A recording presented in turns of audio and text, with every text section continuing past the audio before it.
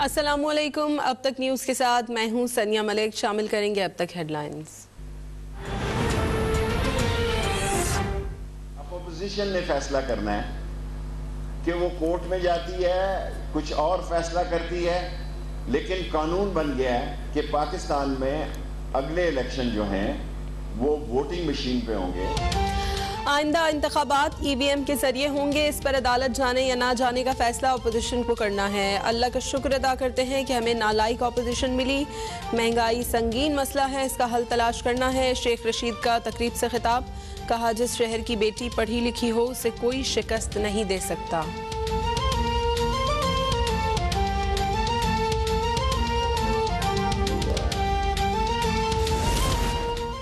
वज़ीर आज़म इमरान खान का FBR की कारकर्दगी पर इजहार मुसर्रत। ट्वीट में कहा, माह नवंबर के दौरान वसूलियों में पिछले साल से 35 जबकि 5 माह के दौरान 37% इजाफा हासिल करने में FBR की टीम को मुबारकबाद पेश करता हूँ।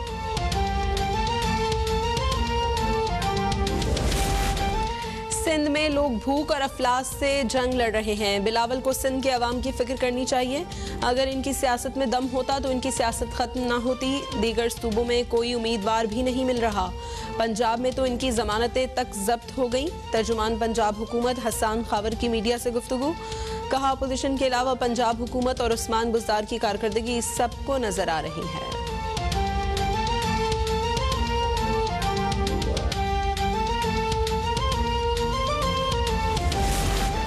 हम तो गुज़श्ता लोकल गवर्नमेंट एक्ट को नहीं मानते। नए बिल में मजीद इख्तियारात भी वापस ले लिए गए। हुक्मराना और जाबिराना तर्ज अमल से पीपल्स पार्टी कल के दहशतगर्द बना रही है।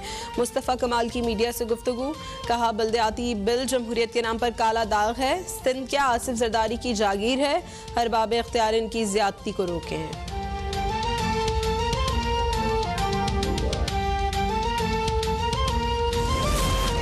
सख्त सर्दी में चूल्हे ठंडे, हीटर गीजर सब बंद। गैस बहरान के बायस घरों में खाना और नाश्ता बनाना इम्तिहान बन गया। कराची, लाहौर, पेशावर, कोयटा समेत मुख्तलिफ शहरों में आवाम का बुरा हाल। हैदराबाद में जलाने की लकड़ी की फी मन कीमत में 600 रुपए इजाफा।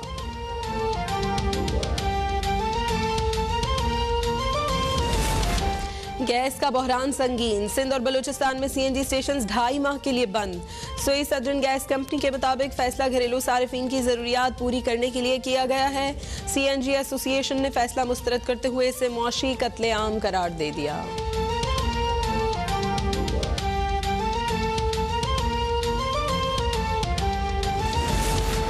आलमी मार्केट में तेल सस्ता होने पर हुकूमत का पेट्रोलियम मसनूआत की कीमतें बरकरार रखने का फैसला। LPG की फी किलो कीमत में 14 रुपए 31 पैसे कमी। 11.8 किलो का घरेलू सिलेंडर 168 रुपए 90 पैसे सस्ता होकर 2391 रुपए का हो गया।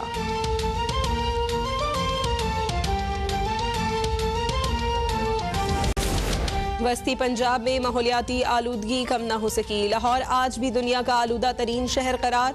लाहौर हाई कोर्ट में स्मोक के खात्मे के लिए दरखास्तों पर समाअत के दौरान अदालत ने 1 हफ्ते के लिए माहौलियाती एमरजेंसी लगाने और लॉकडाउन का इंदिया दे दिया।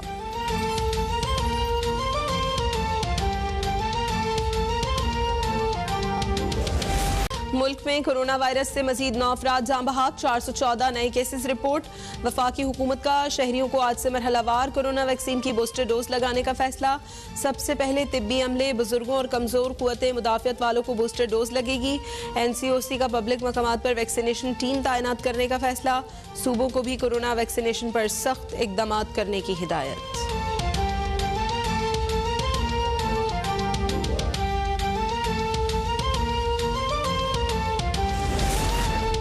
कोरोना की नई किस्म ओमिक्रॉन से बचाव के लिए सिंध में 15 दिसंबर तक नई पाबंदियां नाफिज। कारोबारी मराकज रात 10 बजे तक खोलने की इजाजत। जहाज पर सफर, सिनेमा हॉल्स और पार्क्स में दाखिला वैक्सीनेशन से मशरूत। वैक्सीनेशन की बेहतर शरह पर कराची, सक्खर, सांगड़ कैटेगरी B में शामिल।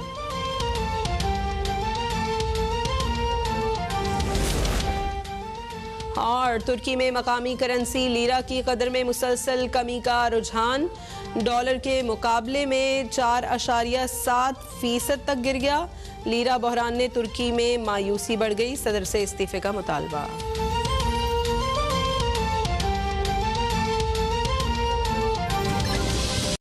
पीएसपी ने Sindh local body bill Sindh high court में चैलेंज कर दिया है। पीएसपी के अरशद वोहरा और हफीजुद्दीन ने सिंध हाई कोर्ट में आईनी दरखास्त दायर कर दी है। जफर सुमरो से मजीद अपडेट्स लेंगे। जफर, दरखास्त में क्या मौक़िफ़ अपनाया गया है?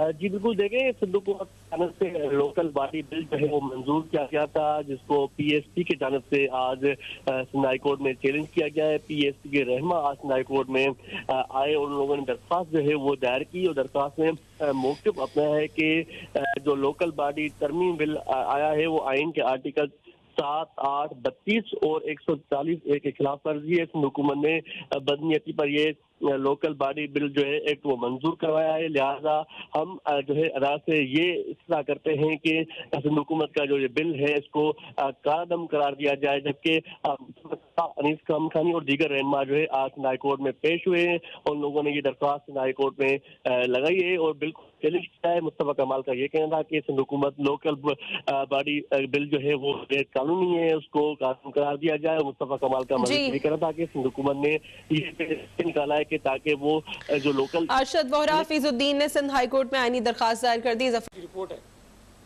वो रिपोर्ट आ गई, सबने का उम्मीद की कि जिस रिपोर्ट की रोशनी में कोई कार्रवाई होगी। जनाब फिर उन्होंने फरमाया कि नहीं, इस कमीशन की फॉरेंसिक होगी अब और FIA फॉरेंसिक करेगी। चले जी, फिर FIA ने इस पर काम शुरू किया।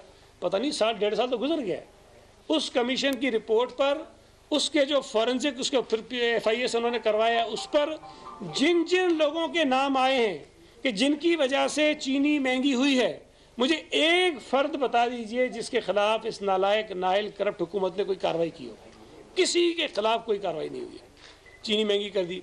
अब मैं आपको ये बता रहा हूँ कि यूरिया के क्राइसिस आ रहे हैं, वो अगले 1-2 महीने के अंदर बहुत बड़े क्राइसिस के अंदर हमारी मुल्क जा रहा है और उसके जो नुकसान होंगे, देखिए गंदम और चीनी का नुकसान तो ये हुआ कि पाकिस्तानियों की जेबों से पैसा निकला, गंदम महंगी हुई, आटा महंगा हुआ, चीनी महंगी हुई। यूरिया अगर नापैद हो जाएगा, वो महंगा हो जाएगा, कम हो जाएगा, तो आपकी जो फसल है इस मुल्क में जो काश्त हो रही है उस पर फ़र्क पड़ेगा। और अगर आपकी फसल पे फ़र्क पड़ेगा तो आने वाले सालों में आपको जो ये खाने पीने की अशिया आप इस्तेमाल करते हैं, जो आपको ज़रूरत है, वो आपकी कम हो जाएंगी और उसमें क्राइसिस आपके और बढ़ेंगे। आपने गंदम इंपोर्ट की, आपने चीनी इंपोर्ट की, आप यूरिया पे यकीनन कोई बहुत महंगी कीमत पे इंपोर्ट करेंगे, दुनिया में उसकी कीमतें बढ़ती जा रही हैं, आपके फॉरेन रिजर्व्स कम हो जाएंगे, आपका करंट अकाउंट डेफिसिट जो है वो बढ़ता जा रहा है और उसमें मज़ीद इजाफा होगा। तो जो पूरा आपका मुआशी निज़ाम है वो सारा हिल जाएगा और महंगाई जो अभी है उसमें मज़ीद इजाफा होगा। अभी कल गालिबन रिपोर्ट आई है, ये जो हमारा फेडरल ब्यूरो ऑफ स्टेटिस्टिक्स है, उन्होंने रिपोर्ट दी है कि 27% आपका जो होल प्राइस इंडेक्स होता है उसमें 27% पे चला गया वो, और पिछले साल के मुकाबले में उसमें इजाफा हो रहा है। और बाकी सारे जितने इंडिकेटर्स हैं वो सारे के सारे जो हैं वो वर्स्ट होते जा रहे हैं, बुरे होते जा रहे हैं और उसमें कोई फ़र्क नहीं आ रहा है। पिछली मरतबा तो इन्होंने हफीज़ शेख को निकाल दिया था इस बुनियाद पर कि वो महंगाई पर कंट्रोल नहीं कर सके। शौकत तरीन को कब निकालेंगे? आपको याद है कि हफीज़ शेख को पहले सेनेट का टिकट दे रहे थे, सेनेटर बना रहे थे उसको, और थोड़ी अर्से बाद उसको फिर फारिग कर दिया। भाई वो इतना ही बुरा था तो सेनेटर क्यों बना रहे थे उसको? आप टिकट दिया, कौमी असम्बली में उसको आपने इलेक्शन लड़वाया, गिलानी साहब से वो हार गया और थोड़े दिनों बाद पता चला महंगाई तो सारी इसकी वजह से हुई है। और अभी शौकत तरीन को इलेक्शन लड़ा रहे हैं, पता नहीं जीतने से पहले निकालेंगे या उससे जीतने के बाद निकालेंगे उसको। लेकिन मैं ये बता रहा हूँ कि इस हुकूमत में कोई आदमी चल नहीं सकता है। हमाद अज़हर को जब बनाया था, मुझसे कराची में किसी ने सवाल किया कितना अर्सा चलेगा, मैंने कहा मैक्सिमम 6 महीने, वो 6 दिन में चला गया था। तो शौकत तरीन अच्छे आदमी है, ज़ाती तौर पर मैं जानता हूँ, बड़े अच्छे इंसान हैं, लेकिन जिस टोले के साथ वो लग गए हैं वहाँ इज़्ज़त किसी की महफूज रहती नहीं है। तो मुझे लग रहा है कि जल्द या देर किसी वक्त में, शायद हफ्तों में, चाहे महीनों में, एक और वज़ीर ख़ज़ाना, मुशीर ख़ज़ाना निकाले जाएंगे, इसलिए कि महंगाई हो रही है। वो कुर्बानी का बकरा बनाते हैं, कभी नदीम बाबर को बनाते हैं, कभी वो हेल्थ के कौन थे स्पेशल असिस्टेंट डॉक्टर साहब, बड़े नफीस शरीफ से आदमी थे, उनको बनाया। नहीं, उससे पहले थे, हाँ जी, ज़फ़र मिर्ज़ा साहब, उनको कुर्बानी का बकरा बनाया, ताबिश गौर को कुर्बानी का बकरा बनाया, पता नहीं और कितने बन गए हैं। तो अगला कुर्बानी का बकरा मुझे शौकत तरीन जो है वो बनता हुआ नज़र आ रहा है, ताकि अपनी नालायकी का बोझ किसी और के कंधे पर डाल सकें। कर्जे आपके जितने इस नालायक हुकूमत ने लिए हैं, पीपल्स पार्टी की हुकूमत ने, नून लीग की हुकूमत ने मिलकर जो कर्जा लिया था 10 सालों में, ये नालायक नाइल सेलेक्टेड हुकूमत अपने 3 सालों में उससे ज्यादा कर्जा ले चुकी है।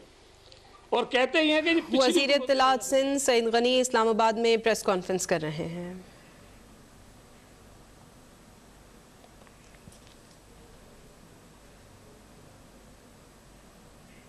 सिंध और बलूचिस्तान में सीएनजी स्टेशंस को गैस बंद कर दी गई है। सीएनजी स्टेशंस को 1 दिसंबर से 15 फरवरी तक गैस सप्लाई मुअत्तल रहेगी। एसएसजीसी के मुताबिक सीएनजी की बंदिश का फैसला घरेलू सार्फिन को अव्वलीन बुनियादों पर गैस की फराहमी है। तवील गैस बंदिश पर ऑल पाकिस्तान सीएनजी एसोसिएशन सरापा एहतजाज है।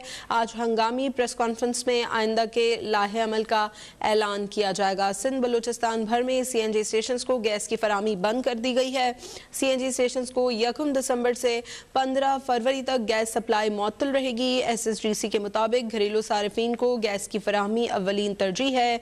तवील गैस बंदिश पर ऑल पाकिस्तान सीएनजी एसोसिएशन भी सरापा एहतजाज है। आज हंगामी प्रेस कॉन्फ्रेंस में आइंदा के लाहे अमल का ऐलान किया जाएगा। कामरान चौहान से मजीद तफसीलात लेंगे। जी कामरान। जी बिल्कुल, सिंध और बलूचिस्तान भर में सीएनजी स्टेशन को गैस की सप्लाई आज बंद कर दी गई है। सीएनजी एसोसिएशन को 1 दिसंबर से 15 फरवरी तक 2.5 माह के लिए गैस की सप्लाई जो है वो मुअत्तल रहेगी। एसएसजीसी का कहना है कि सीएनजी स्टेशन की बंदिश का फैसला जो है वो घरेलू सार्फिन को अव्वलीन बुनियाद पर गैस की फराहमी के पेश नजर किया गया है। तर्जुमान एसएसजीसी का कहना है कि गैस की मजमूई तलब 1200 MMCFD है, जबकि सप्लाई जो है वो 1070 MMCFD है। तवील गैस बंदिश पर ऑल पाकिस्तान सीएनजी एसोसिएशन भी सरापा एहतजाज है।